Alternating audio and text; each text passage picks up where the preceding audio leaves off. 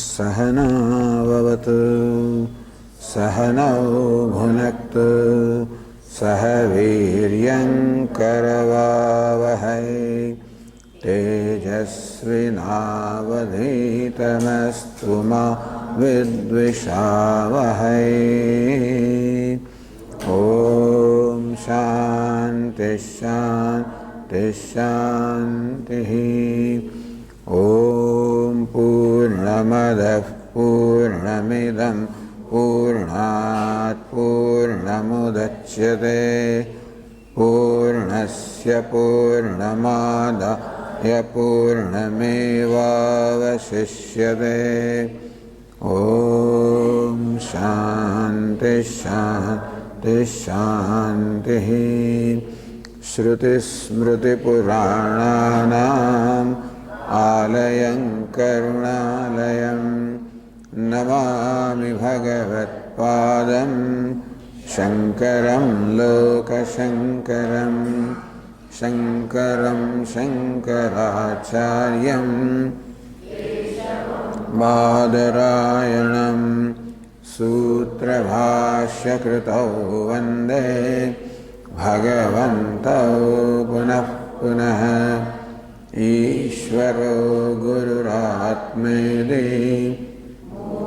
भेदविभागिने व्योमवद्व्याप्तदेहाय दक्षिणामूर्तये नमः। गुकारस्त्वन्धकारो वै ऋकारस्तन्निवर्तकः अन्धकारनिरोधित्वात् गुरुरित्यभिधीयते। सदाशिवसमारम्भाम् आचार्यमध्यमाम् अस्मदाचार्यपर्यन्तां वन्दे गुरुपरम्पराम्।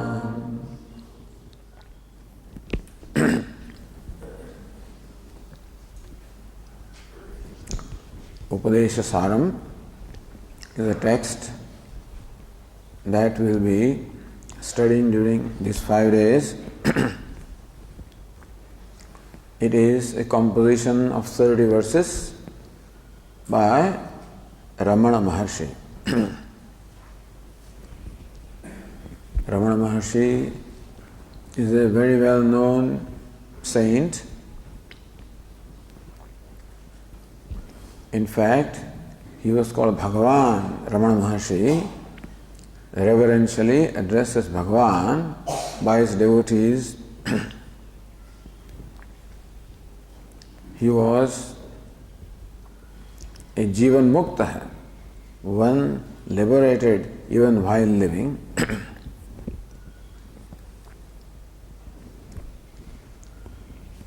His journey is somewhat unconventional.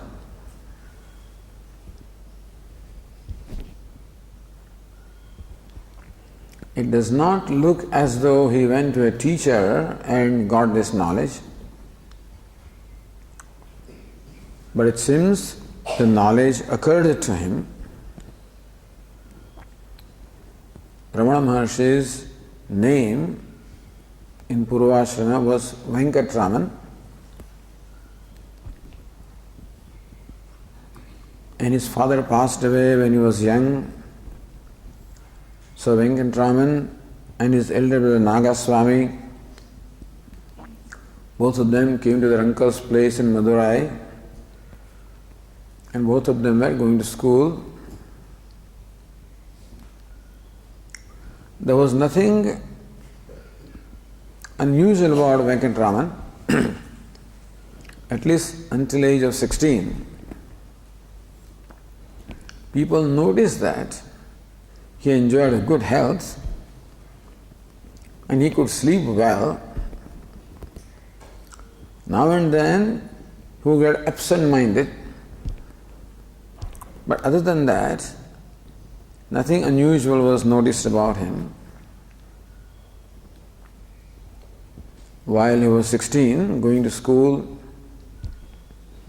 one day an unusual experience happened to Venkatraman. which this episode, Ramana Maharsi himself described later on, that all of a sudden I was seized with fear of death. He never had fear earlier, but then all of a sudden he was seized with fear of death, and he lay down, said, I am dying, and he imitated death. He was observing in his mind that I am dying. The body has become stiff. Body has become lifeless. And a question arose, who is dying? The body is dying, but I am very much alive and conscious with the full force of life. And so this vision that I am not the body, I am the consciousness, just occurred to him, appeared before him. Ramana Maharsi was saying that this was not just an intellectual thinking, this was an immediate experience or immediate vision that I am the consciousness different from the body. Ramana Maharsi said that from then on, he never lost sight of that consciousness. From then on, a complete transformation happened in him. People noticed that he no more was taking any interest in the day-to-day life. It did not matter to him what food was served him. Whatever he was given, he ate without any apparent interest. But one thing happened. This was a city of Madurai, where there is a famous temple of goddess Meenakshi. After this event, Ramana Maharshi started going to Meenakshi temple. And of course, there are also the statues of the Tamilian saints, the great devotees, who would stand before them with tears rolling in his eyes and praying to the Lord to give him abiding devotion. This is what he asked for at the age of 16. So this is how the life was going on. One day it seems that Venkatraman was doing his assigned homework. The teacher must have given an imposition, writing something again and again, number of times, from grammar. He was doing that. His elder brother Nagaswami also was apparently in the same room.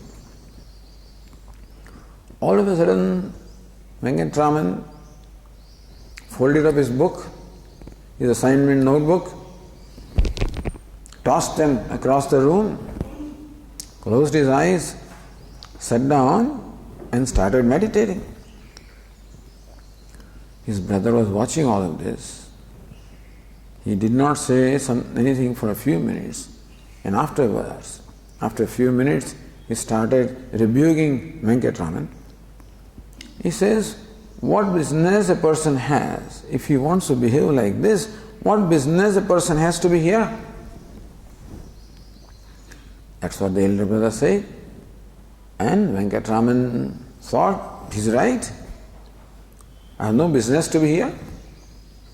And then he decided to leave home. Where did he go? Before this event, another little episode had happened. It seems that a relative was visiting them, and this young Venkatraman asked the relative, where are you coming from? I'm coming from Arunachalam, the relative said. As soon as Venkatraman heard the name Arunachalam, something happened to him. He always associated in his mind the idea of divinity, idea of God, idea of grace, all-pervasiveness, omniscience, all of these ideas of God, Venkataraman always associated with Arunachalam. He was thrilled listening to this name, and he asked that relative, "Where is Arunachalam?" "Hey, don't you know that? You don't know where Arunachalam is? It's in Tiruvannamalai." So this impression was there in the mind of Venkataraman. And then, when his mind said, "I have no business to be here," there and then he decided to leave home.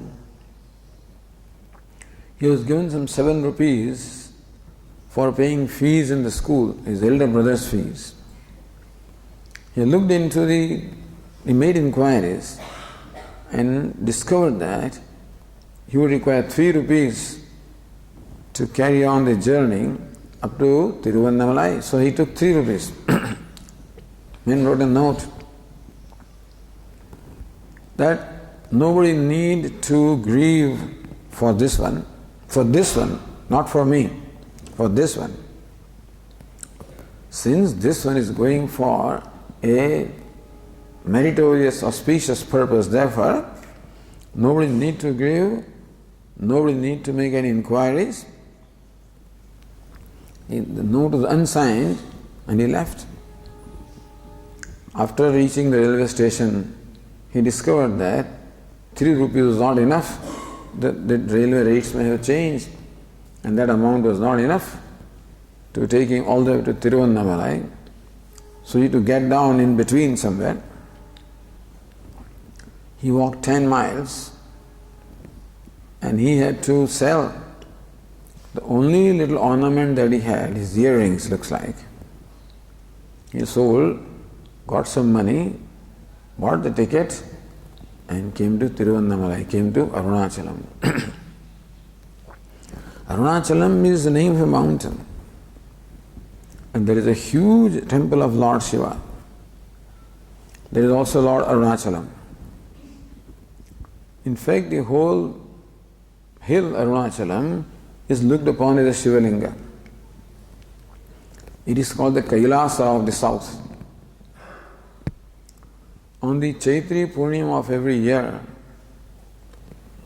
they create a huge flame.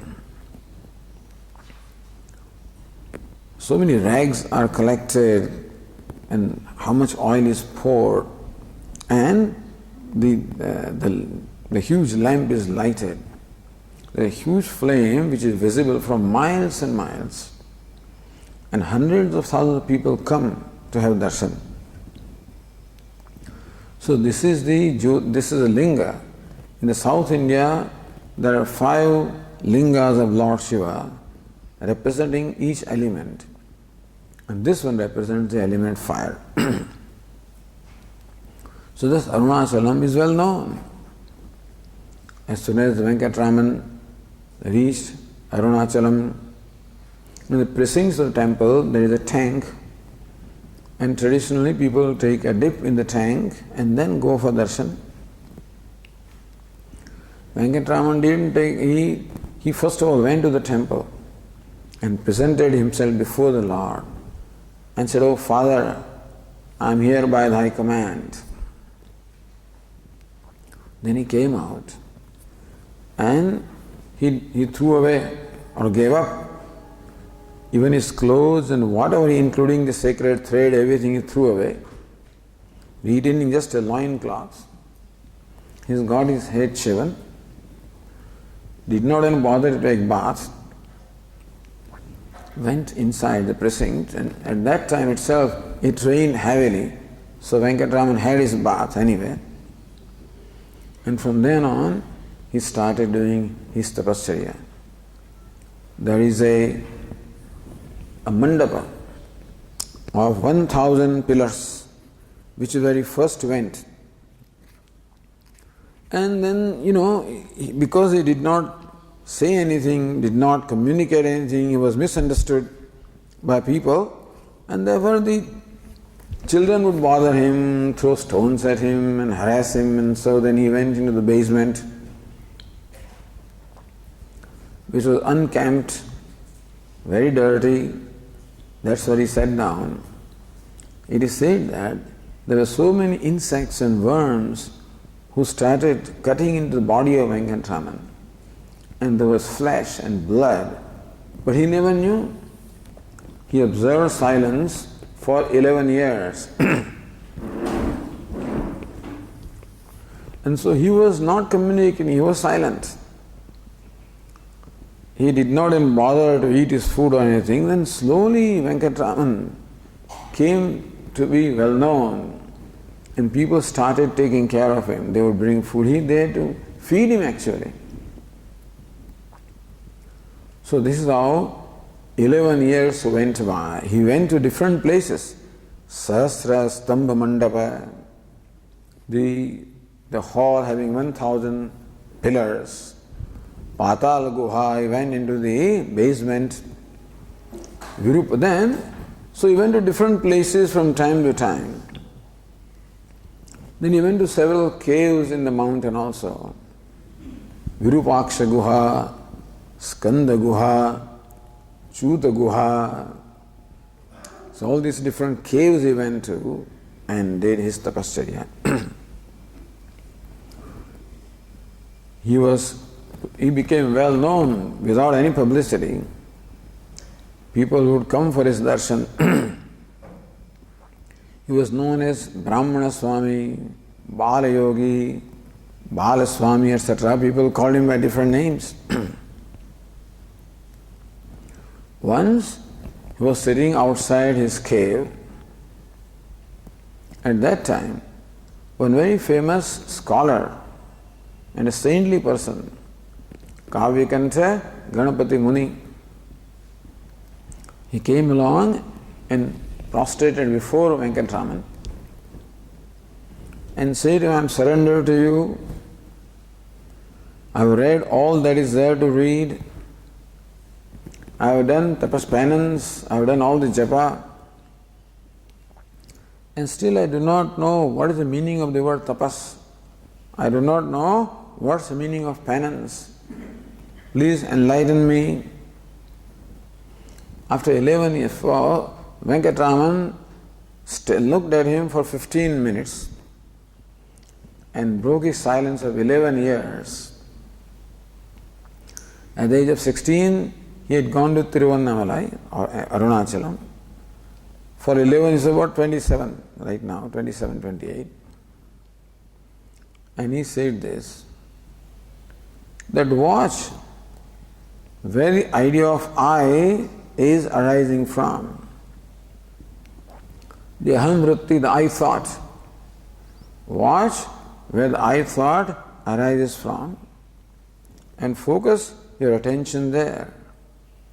Your mind will get absorbed, and that is tapas, that is penance. Or when you are doing japa, then fix your mind at the source from where the japa, the name arises, and your mind will get absorbed. That is tapas. Meaning, according to Ramana Maharsi or Venkataraman, what is tapas? Absorption of the mind, the self is tapas. Altogether a new meaning for Kavyakantha Ganapati Muni, and he was overwhelmed, he was in tears. Just today I understand the true meaning of the word tapas. He was so very overjoyed. He himself had a number of disciples. He gathered them and said that this Brahmana Swami is a sage. So he was the one who gave Venkataraman his name Ramana Maharsi. So Venkataraman was shortened to Ramana and Maharsi. So it's called Ramana Maharsi.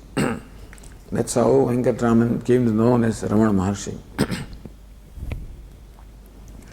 And later on, his devotees called him Bhagavan Ramana Maharsi. Then Ramana Maharsi, at the age of 16, went to Arunachalam. He passed away at the age of 70. So 54 years he lived there, he never left Arunachalam. And little later, people started coming to him and ashrama grew around him, as our Swami says. He did not build anything, but an ashrama grew around him. And his signature or characteristic was remaining silent. There was a hall which they had built. He would come and recline on a settee, on a cot, and just either meditate or stare and watch. People would come, sit there. There was hardly much dialogue, but he said that in the very presence of Ramana Maharsi, the doubts of the people got resolved.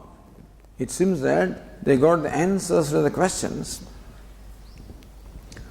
If, however, anybody did require to know something, people did ask some questions, and Ramana Maharsi would reply them also. So these question answers are compiled as day to day with Ramana Maharsi, letters from Ramana Ashramam, etc. So there are a few books of these question answers. But when you ask a question of Ramana Maharsi, what's the nature of God? Suppose somebody asks. His typical answer will be, who is asking the question? Who are you? That fellow would become silent. But the message was conveyed that in order to know what's the nature of God, it is necessary to know who I am, who the self is. Because as Vedanta reveals, and as Ramana Maharshi also reveals, Isha Jivayoho Veshadhi Veda Satsvabhavato Vastu Kevalam. That what is it that creates an apparent difference between Jiva and Ishvara? It is merely the costume, or the Vesha, the costume, or the Upadhi is what creates an apparent difference or duality between Jiva and Ishvara, individual and God. Veshadhi Bhida. Bhida, we will see that verse. The duality is on account of the identification, the Vesha or the costume. Sat Svabhavato. When it comes to Svabhava, the true nature, it is Sat, which is existence, or Chit, or Ananda. So if you know the self, you have known everything. This is what Vedanta teaches. Say Yajnavalkya, Srishta Maitreyi. Atmani Drishte Shrute Mate Vijñāte Sarvamidam Viditam Syat. Say Yajnavalkya, Srishta Maitreyi, Hey Maitreyi. When the self is known, is heard, Shrute, Mate is deliberated upon, Vijñāte, known, So when Shravanam, Mananam, Nididhyasanam is carried out of the self is known, then everything is as well known. This is the recurring theme of the Upanishads. That everything is known by knowing one. Something very unique about the Upanishads. Upanishads say that at the very root of all this diversity and multiplicity is unity. Unity in and through the diversity. Unity in spite of diversity. So what's the relationship between unity and diversity? Brahma Satyam, Jagan Mithya, Brahma or unity is Satyam, it is truth.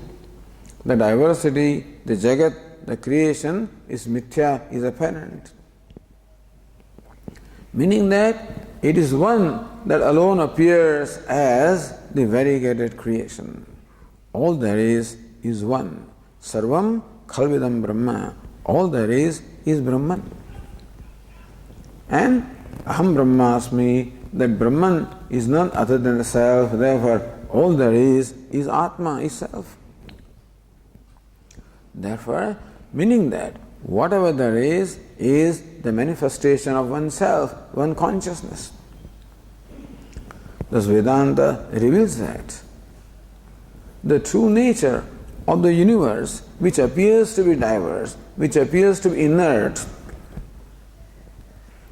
the universe appears to be jadam, appears to be inert, but the truth about the universe is consciousness.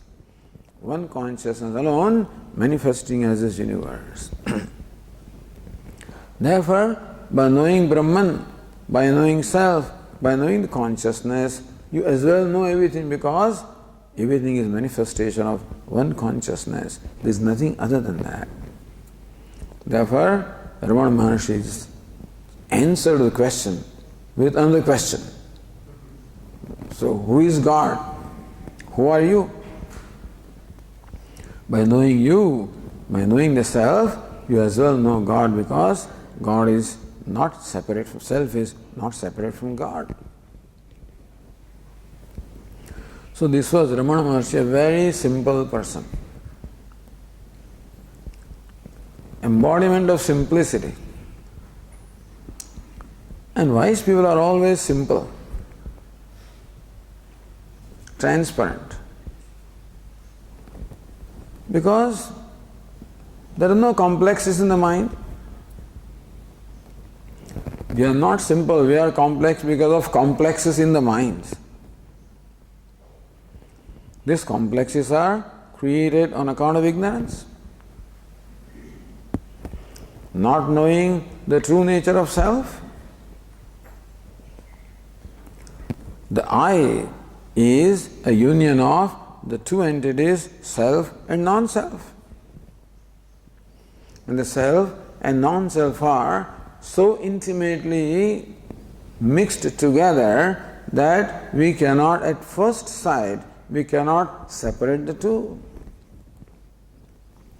Just as when you take an iron ball and put it in the furnace, it becomes a red hot fireball.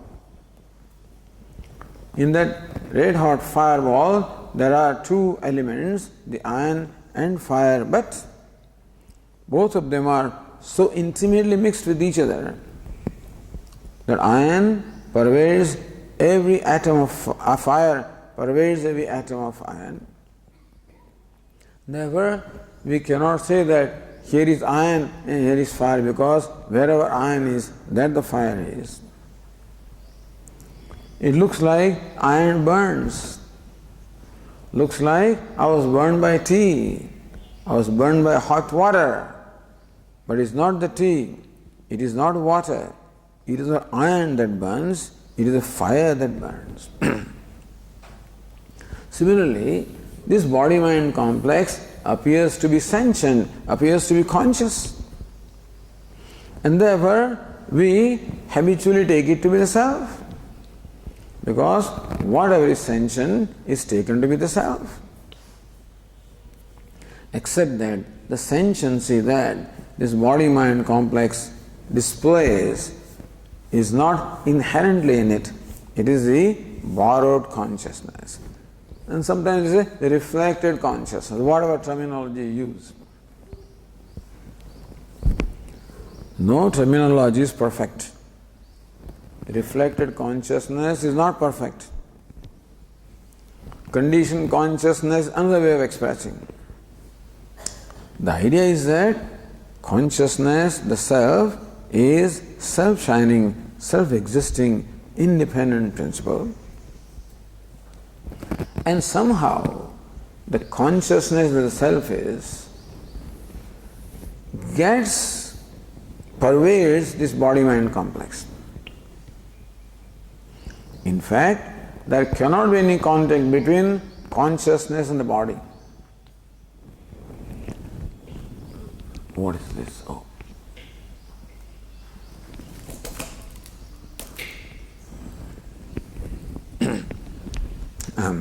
I'm bound in every way, I can't move.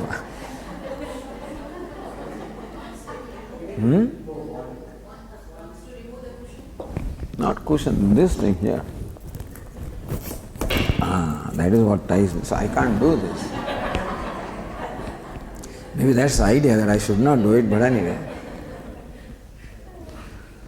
For example, here is a pot and there is supposedly space within the pot.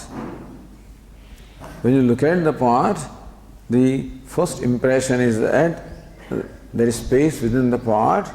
It is called pot space. The spot and space, both of these are united in our mind. There is no such entity as pot space. There is a pot, all right. There is a space, all right. But there is no pot space.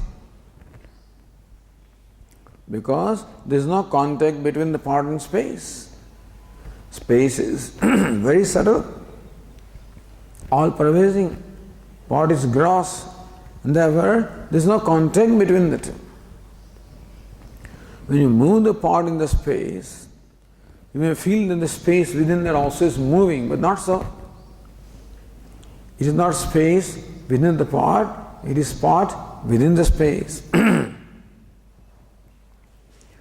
So in fact, there is no connection between the two. However, in our mind, a connection gets established. And therefore, a notion of pot space is born in our mind. Similarly, there is no contact of consciousness with the body-mind complex. But somehow, in our mind, a notion is created where we habitually take consciousness as confined to this body-mind complex. As good as body-mind complex, one with body-mind complex. Whereas there is no connection. The consciousness is always independent, free, unattached, all-pervading. There is nothing that can limit the consciousness. The body is insignificantly small. It cannot confine or limit the consciousness. But in our mind, the idea is created, which is what we call complex, that the consciousness or the I is as much as this body-mind complex. And that's how ignorance creates this notion of smallness or limitedness. This is how Vedanta explains our life, our notions about ourselves, our conclusions or judgments, in our Swamiji's words, judgment about ourselves. Because it is the nature of the intellect to judge. And human being is given an intellect, judging faculty, deciding faculty. The intellect always judges whatever it comes in contact with. It's just habit. Even though we are told, don't be judgmental, but it is nature of the intellect to judge and arrive at a conclusion or an opinion about everything. The intellect has an opinion about whatever it comes in contact with. And the first thing that the intellect experiences is a self, is a consciousness, because it is self-revealing.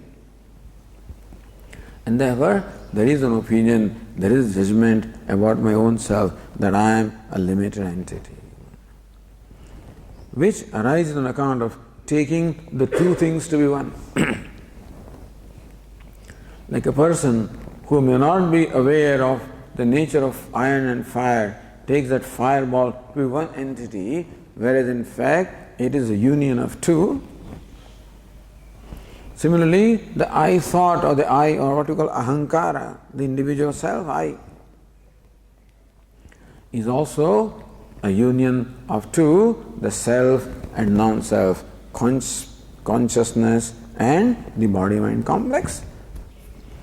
Understand that in fact they are not united, understand that. In fact there is no connection between the two.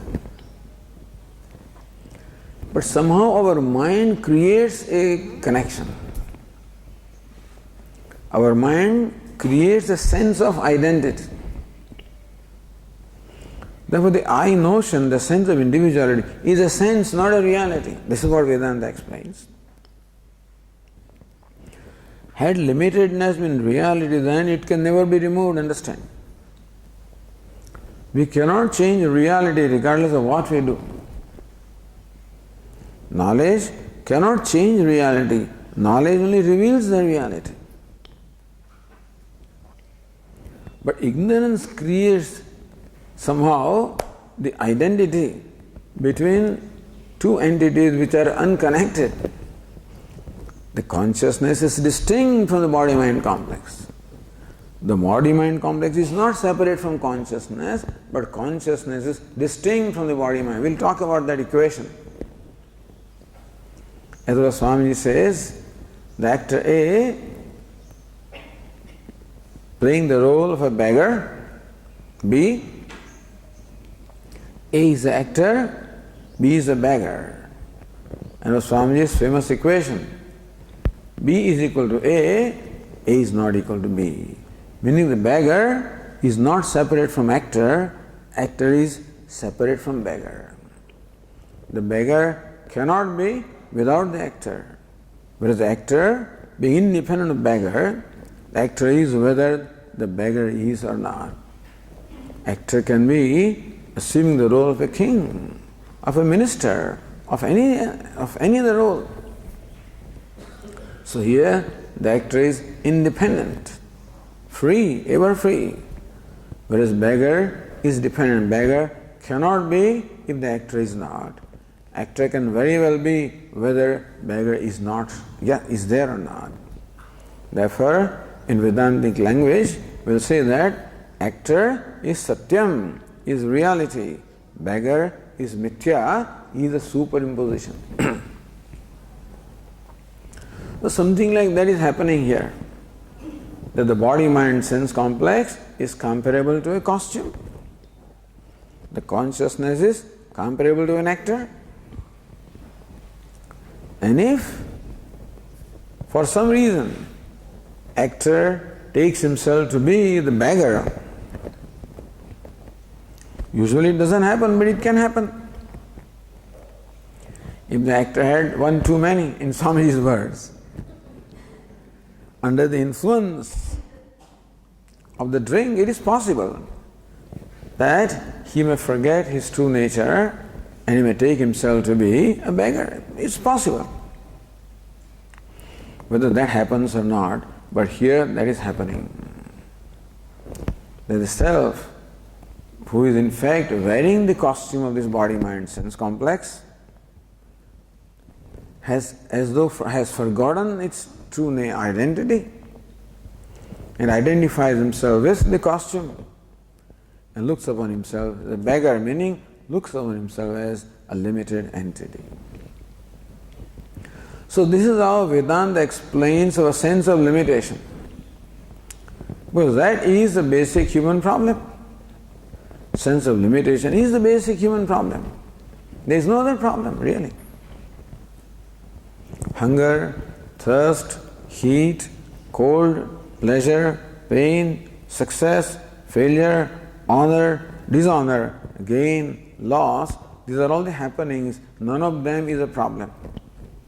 Meaning that none of them need to disturb us, none of them need to cause sadness or grief in us. Because they are what they are. What does it matter what costume the actor is wearing? But if you are identified with the costume, then of course every costume can become a problem. And so it is identification with the body-mind-sense complex that creates a sense of limitedness, sense of smallness, sense of inadequacy in the individual. And so the sense of inadequacy, I am not adequate. I am not all right in my own perception. So we being the self-conscious beings have a perception about everything, including the perception of the self. I have perception or opinion or conclusion about myself, perception or opinion or conclusion about the world, and perception or opinion or conclusion about God. Jiva, Jagat and Ishvara. I have the conclusions or opinions about all these three, but it begins with a conclusion or opinion about myself. And what is my basic opinion of myself? I am a limited entity. I am inadequate. Who declares me to be inadequate? I declare myself. Nobody else need to declare. The world also obliges me generally and confirms, my view about myself. But even if the world praised me, even the world said I am a great person, I don't think so. I do not think I am great. Even though I may be great in whatever some, by worldly criteria, I do not look upon myself as adequate regardless of how accomplished I am. Soham bhagavad shochami tanmam bhagavan shokasya param tarayatu. A highly accomplished sage, Sage Narada, approaches Sage Sanat Kumara and declares that I am a very accomplished person by the opinion of the world. Sage Narada, it seems, knew everything there is to be known. He knew the Vedas and Upanishads and Puranas and Itihasa and knew every other, knew astrology, whatever there is to know. So, as accomplished I am, Soham, that I who is so accomplished, who is so well regarded. Shochami, but I am grieving. Tanmam Bhagavan Shokasya Param Tarayatu. Bhagavan, the revered Sir, may please help me cross this ocean of griefness. The shoka or grief is presented as the fundamental human problem. The shoka or grief arises from my perception of myself. There is no cause for grief other than my perception of myself. What is my perception? That I am a small, limited, inadequate being. That perception of myself is the only cause. So whenever I feel sad, if I observe it in my own mind, I'll find that the sadness is the result of what I think of myself, how I look at myself, what my perception is of myself. So whenever I feel inadequate, insufficient, I feel very unhappy with myself, dissatisfied with myself. Thus there is a current of self-dissatisfaction. Sometimes the dissatisfaction builds up into self-disapproval, self-rejection. Even though the whole world says that human embodiment is the most exalted one, and still there is no one as unhappy as a human being. The buffaloes are happy creatures. All animals are happy creatures only because they are free from this sense of inadequacy. That's all, there's no other reason. The only difference between the human being and other creatures is that human being is keenly aware of a sense of inadequacy, whereas not that other creatures are not inadequate, they are very inadequate, except they are not aware of that. Ignorance is bliss. So ignorance of this self-inadequacy is what creates a sense of freedom in rest of the creatures. There is no self non-acceptance in them. They seem to be happy or what, if they are content with what they are. Human being cannot be content with what he or she is. The self-discontentment, self-dissatisfaction, self-non-acceptance, self-rejection makes me sad. That's the only cause for sadness, nothing else. So therefore, whereas the world thinks that sadness is real, that this person is responsible for my sadness, that event is responsible for my sadness, that I do not have something, that's the cause of my sadness, that I have something is the cause of sadness. Sometimes what I don't have is the cause of sadness.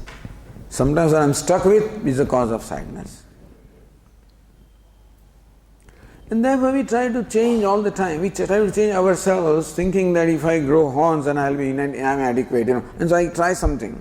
The person who doesn't have money becomes wants to become wealthy, somebody wants to become well known, somebody wants to become powerful, etc., hoping that those kind of changes within me will make me adequate. But the Swamiji says, formally, when Pujya Swamiji visited United States first time in 1976, that time we were studying in the ashram with Swamiji. And after Swamiji returned, one of the questions asked him was, Swamiji, what difference did you find between US and India? He says, in India, people are uncomfortably miserable. In the US, people are comfortably miserable. What an insight,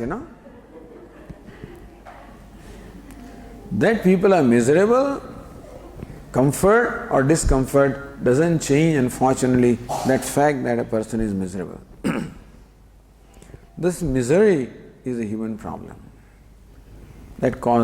All stresses are caused by that. All the stresses are caused by these various complexes. And Vedanta addresses this fundamental human problem. Whereas there are many others who take the sadness to be real and provide you a solution. That as long as you are on the earth, you will be sad. You must go to paradise. You must go to whatever, heaven. So you should get away from here and go there. That's how Christianity, in fact, was propagated in the beginning, where people are unhappy. And they were promised that you can go to heaven if you become a believer, and you'll be free from all the grief and you go to paradise. Islam also is like that. They said this life is miserable, this has to be given up.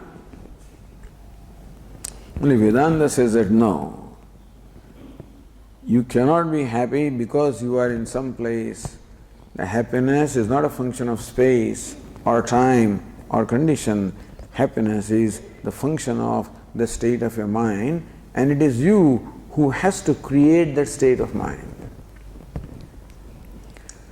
Why do I feel the way I feel? Because of ignorance. Ignorance of what? Ignorance of the nature of the self.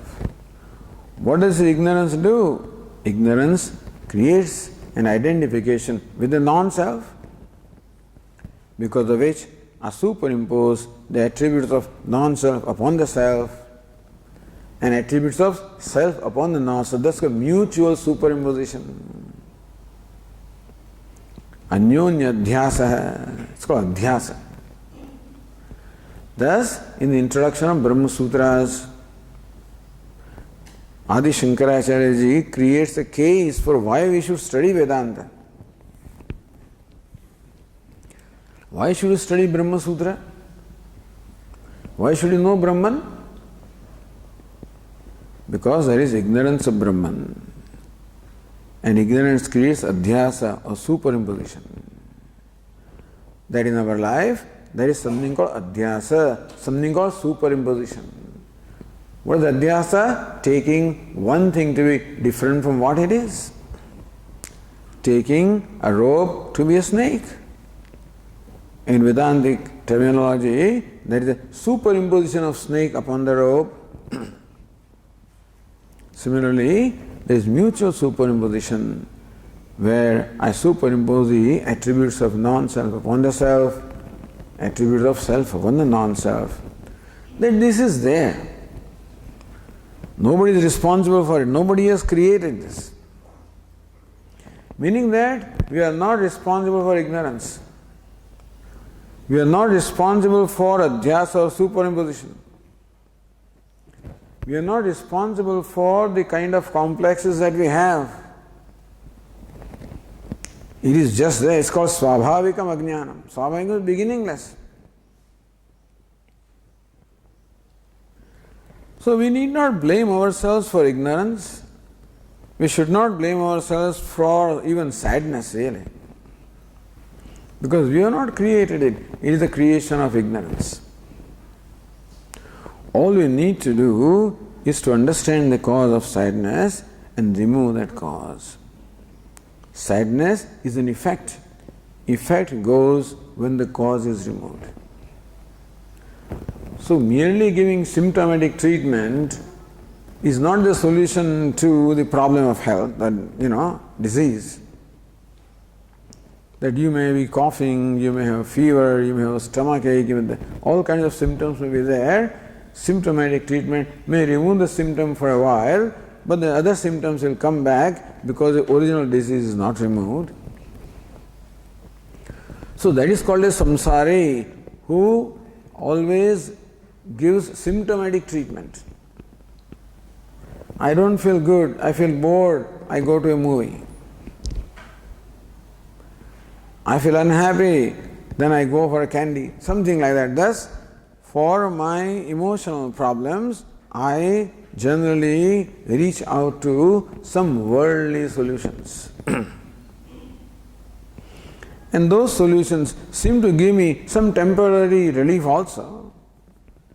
But unfortunately, that sadness comes back. We don't have a permanent solution. So Vedanta provides us the permanent solution by enabling us to understand that sadness is caused by ignorance. It is not that you are sad because of your body. It is not that you are sad because you are married, or that you are wealthy, or that you are poor, or whatever external conditions are there are not the cause of your sadness. You are sad because of the perception you have about yourself. The perception that you are inadequate, the perception that you are small, insufficient. It is that perception that's the cause of your sadness. Otherwise, nobody can make you sad unless you cooperate. And we cooperate. So world does what it does, of course. They will push buttons, no doubt about that. They will tighten screws. That's the nature of world. But as our Swamiji says, a screw can be tightened provided there are threads. If all threads are worn out, doesn't matter how much tightening you do. The buttons, if you push, can, like a doll, will jump up and down.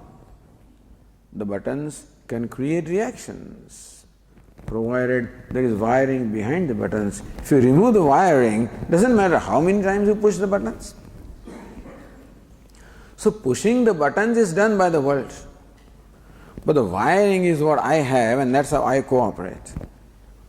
The tightening the screw is done by the world, but the threads are within me, that's how I cooperate. I cannot help that world will tighten the screw. I cannot much help. If you can help, you can try, of course, to change whatever you can. But generally, we can change somewhat and create a distance. We can do something, but still, wherever you go, there will be somebody or something to push the buttons. If there is nobody, I will push the buttons.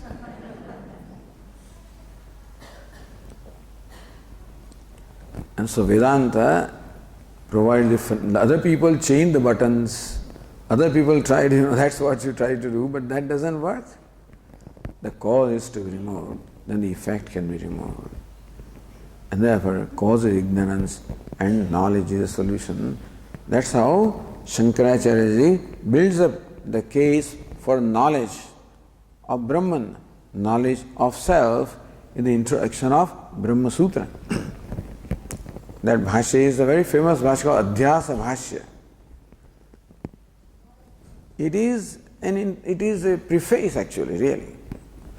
It is not a commentary on Brahma Sutra. It's a preface as to why should you study Brahma Sutra in the first place. And therefore this answer to the question, who are you, is a very appropriate answer. That questions arise in your mind because of ignorance of the self. When you do not know the self, you do not know essentially anything. And when you know the self, you essentially know everything. This is what Vedanta teaches, and that's what Ramana Maharsi implied whenever he answered the question by saying, who are you? Or who is asking the question? So therefore, who am I? Is a very famous statement or a method of inquiry attributed to Ramana Maharsi. Ramana Maharshi's devotees feel that Ramana Maharsi has introduced altogether a new method of enlightenment or knowledge, whereas Vedantins say that it is traditional. So Vedantic students look upon the teaching of Ramana Maharshi as not in any way different from the teaching of Adi Shankaracharya. And the commentator of the Upadeśa Sāram, his name is Jagadishwara Shastri. He also has said in more than one places, the teaching of Ramana Maharshi does not differ from the teaching of Shankaracharya. So who am I is the theme. Ramana Maharshi has written very little. This Upadeśa Sāram also came to be composed at the request of somebody. In the second class we will briefly talk about that and proceed with the text of Upadeśa Sāram as to how this text came to be composed. Ramana Maharshi was composed in Tamil, and later on he himself translated in Sanskrit. That's how we have the Sanskrit version of Upadeśa Sāram. We will continue in the next class. Om Purnamadav Purnamidam Purnat Purnamudachyate Purnasya Purnamadaya Purnamevavashishyate. Om Shanti Shanti Shanti. Shankaram Shankaracharyam Keshavam Badarayanam Sutra Bhashya Krutau Vande Bhagavantau Punah Punah Ishvaro Gururatmedi Murti Bheda Vibhagine Vyomavad Vyapta Dehaya Dakshinamurtaye Namaha.